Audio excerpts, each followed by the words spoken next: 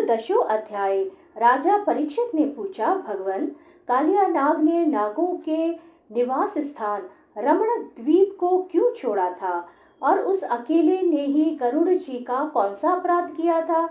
श्री सुखदेव जी ने कहा, परीक्षित, पूर्व काल में गरुड़ जी को उपहार स्वरूप प्राप्त होने वाले सर्पों ने यह नियम कर लिया था कि प्रत्येक मास में निर्दिष्ट वृक्ष के नीचे गरुड़ को एक सर्प की भेंट दी जाए। इस नियम के अनुसार प्रत्येक अमावस्या को सारे सर्प अपनी रक्षा के लिए महात्मा गरुड़ जी को अपना अपना भाग देते रहते थे। उन सर्पों में कद्रू का पुत्र कालिया नाग अपने विष और बल के घमंड से मतवाला हो रहा था। उसने गरुड़ का तिरस्कार करके स्वयं तो बलि देना दूर रहा, दूसरे सांप जो गरुड़ को बलि देते उसे भी खा लेता।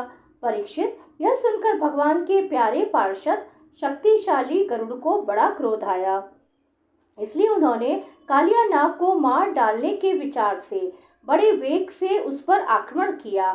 विषधर कालिया नाग ने जब देखा कि गरुड़ बड़े वेग से मुझ पर आक्रमण करने आ रहे हैं, तब वह अपने 101 फण फैलाकर डसने के लिए उन पर टूट पड़ा। उसके पास शस्त्र थे, केवल दांत, इसलिए उसने दांतों से गरुड़ को डस लिया।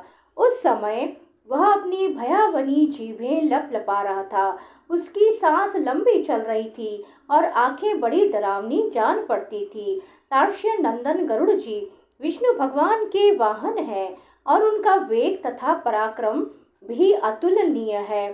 कालिया नाग की यह डिठाई देखकर उनका क्रोध और भी बढ़ गया तथा उन्होंने उसे अपने शरीर से झटक कर फेंक दिया एवं अपने सुनहले बाएं पंख से कालिया नाग पर बड़े जोर से प्रहार किया। उनके पंख की चोट से कालिया नाग घायल हो गया। वह घबराकर वहां से भागा और यमुना जी के इस कुंड में चला आया। यमुना जी का यह कुंड गरुड़ के लिए अगम्य था, साथ ही वह इतना गहरा था कि उसमें दूसरे लोग भी नहीं जा सकते थे। इसी स्थान पर एक दिन क्षुधातुर गरुड़ ने तपस्वी सौभरी के मना करने पर भी अपने अभिष्ट भक्ष्य मत्स्य को बलपूर्वक पकड़कर खा लिया। अपने मुखिया मत्स्यराज के मारे जाने के कारण मछलियों को बड़ा कष्ट हुआ। वे अत्यंत दीन और व्याकुल हो गईं। उनकी यह दशा देखकर महर्षि सौभरी को बड़ी ही दया आई। उन्होंने उस कुंड में रहने वाले सब जीवों की भलाई के लिए गरुड़ को यह शाप दे दिया, यदि गरुड़ फिर कभी इस कुंड में घुसकर मछलियों को खाएंगे तो उसी क्षण प्राणों से हाथ धो बैठेंगे। मैं यह सत्य सत्य कहता हूँ। परीक्षित, महर्षि सौभरी के शाप की बात कालिया नाग के सिवा और कोई सांप नहीं जानता था, इसलिए वह गरुड़ के भय से वहां रहने लगा था और अब भगवान श्री कृष्ण ने उसे निर्भय करके वहां से रमणक द्वीप में भेज दिया। परीक्षित, इधर भगवान श्री कृष्ण दिव्य माला, गंध, वस्त्र, महामूल्य मणि और सुवर्णमय आभूषणों से विभूषित हो उस कुंड से बाहर निकले। उनको देखकर सबके सब व्रजवासी इस प्रकार उठ खड़े हुए जैसे प्राणों को पाकर इंद्रियां सचेत हो जाती हैं। सभी गोपों का हृदय आनंद से भर गया।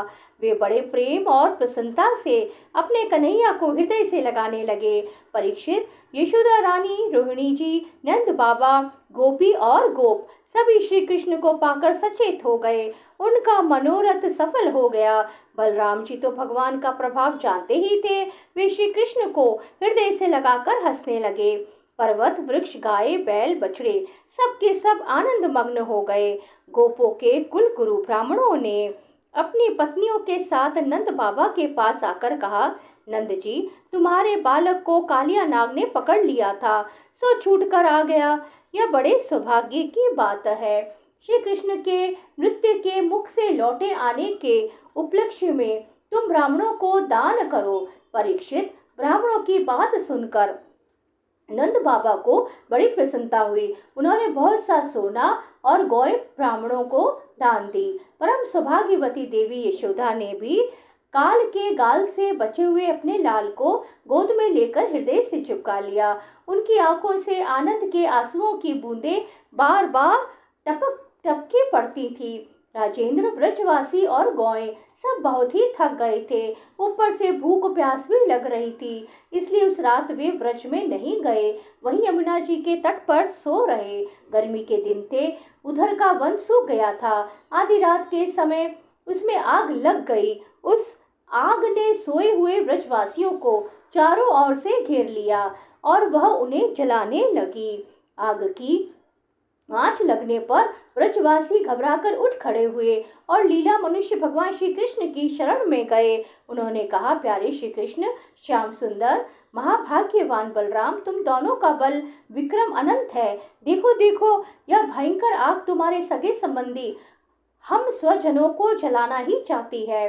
तुम में सब सामर्थ्य है, हम तुम्हारे सुहृद है, इसलिए इस प्रलय की अपार आग से हमें बचाओ।